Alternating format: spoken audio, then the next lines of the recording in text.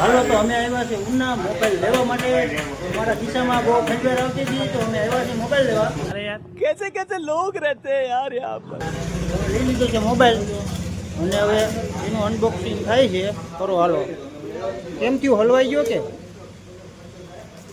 આને મોબાઈલ ખોલતાય નથી આવડતો. ધ્રુજિયસ કાં એટલો બધો બહાર વરસાદના હિસાબે કાંઈ વાંધો નહીં. હાલો ખોલો ખોલો.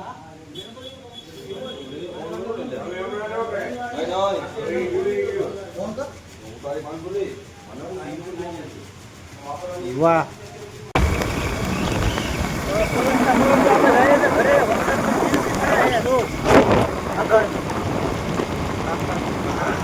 એક નંબર વરસાદ પડી ગયો છે. હવે અમારે ઉપાધિ નથી. અને કદાચ વરસાદને પલળતા માંડાઈ પડી જાય ને તો કઈ ઉપાધિ નથી. કેમ કે ડોક્ટર સાહેબ અમારે ભેગા જ છે. વરસાદ કેમ પડે કાંઈ ઘટે નહીં એવો પડે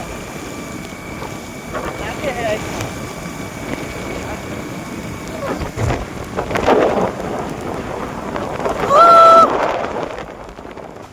તો હવે જો આપણે કાલે વિડીયો મૂક્યો હતો. ઇન્દ્ર બાપાને કીધું હતું, ઇન્દ્ર બાપા તમે સુઈ ગયા કે હું પીસી કોલગેટ કરી નાખો. તો બાપા ઇન્દ્ર ભગવાન જાગી ગયા ને ઇન્દ્ર બાપાએ ફફડા ફાડી નાખ્યા આખી રાત. હજી વરસે છે. આમ જોઉં તો ખરા નદીમાં પૂર આવી ગયું. આ જો ઉનાની નદી ધોમ ધોકાર જવા માંડી છે. અરે પાણી કરી નાખ્યું. જોતો ખરા અને લાકડા ચણાઈને આવી ગયા. જો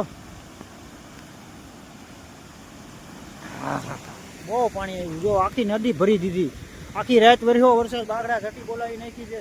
તો હવે ઇન્દ્ર બાપા હવે રહેવા દો. હવે બસ કરો બસ. હવે નથી કઈ જરૂર બહુ. એટલે ઇન્દ્ર બાપાને આપણે કહીએ છીએ હવે શાંતિ રાખો તમે. બહુ વધી ગયો હો વરસાદ. હવે આમાં શું કરવું અમારે?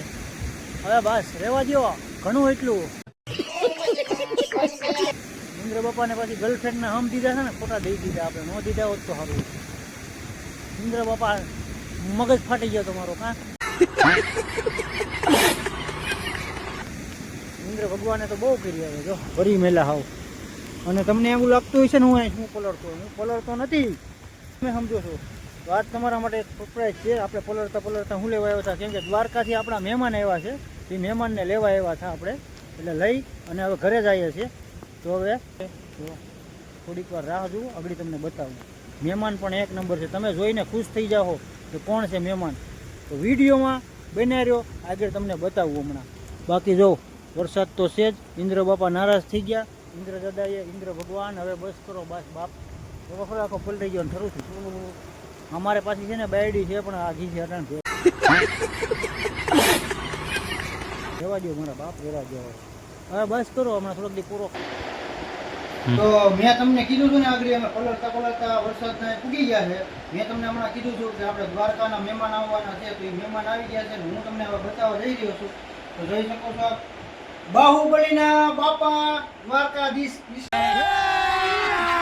अभी मजा आएगा ना भिड़ो.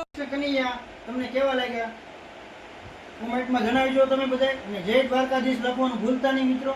જય માતાજી, જય દ્વારકાધીશ. કૃષ્ણ ભગવાન અમારે અહીંયા પધારી ચૂક્યા છે. તો તમને કેવા લાગ્યા તમે કોમેન્ટમાં જરૂર જણાવજો. દ્વારકાધીશ કૃષ્ણ કનૈયા. આપણને એમ થાય કે આપણી બોલી છે. આઈકોન મોઢું તો કેટલું મસ્ત લાગે. વાળ થોડા થઈ ગયા છે. પંખાના હિસાબે એક નંબર લાગે છે.